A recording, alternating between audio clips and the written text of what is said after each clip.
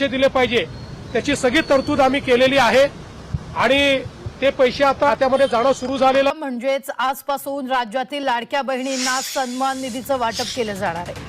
तब्बल 2,52,00,000 लाभार्थी महिलांना त्यांच्या बँक खात्यात ही एकत्रित रक्कम जमा केली जाणार असून महिला आणि बालविकास मंत्री अदिती तटकरे यांनी ही माहिती दिली आहे. आम्ही डीबीटीची प्रक्रिया सुरू केली आहे. याच्यात 2 गोष्टी आहेत महत्त्वपूर्ण. त्या म्हणजे जे मूळ लाभार्थी आहेत त्यांना तर जो लाभ आहे तो वितरणाची सुरुवात आहेच, पण आधार सीडिंगमुळे जे लाभार्थी लाभापासून वंचित होते त्यांची सुद्धा ज्यांचे आधार सीडिंग झालेले आहेत त्यांना सुद्धा डीबीटीची प्रक्रिया आहे ती आम्ही सुरू केलेली आहे.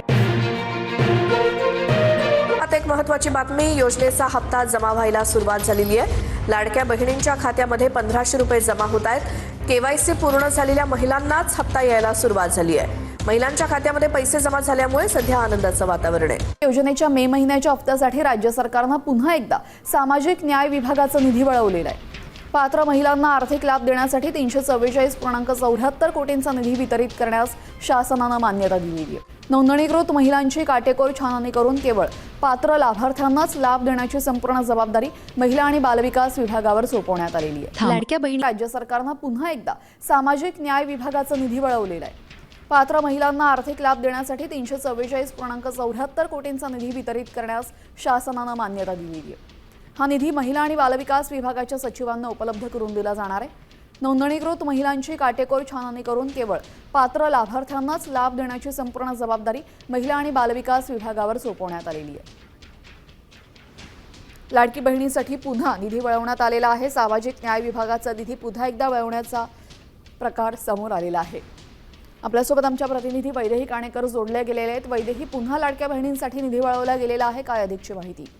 नक्कीच आपण बघतोय की लाडकी बहीण योजनेच्या एकूणच मे महिन्याच्या आर्थिक लाभपात्र महिलांना देण्यासाठी 344.74 कोटी रुपयाचा निधी हा वळवण्यात आलेला आहे. सामाजिक न्याय विभागाचा हा निधी या ठिकाणी पुन्हा एकदा वळवण्यात आला असल्याची माहिती मिळत आहे.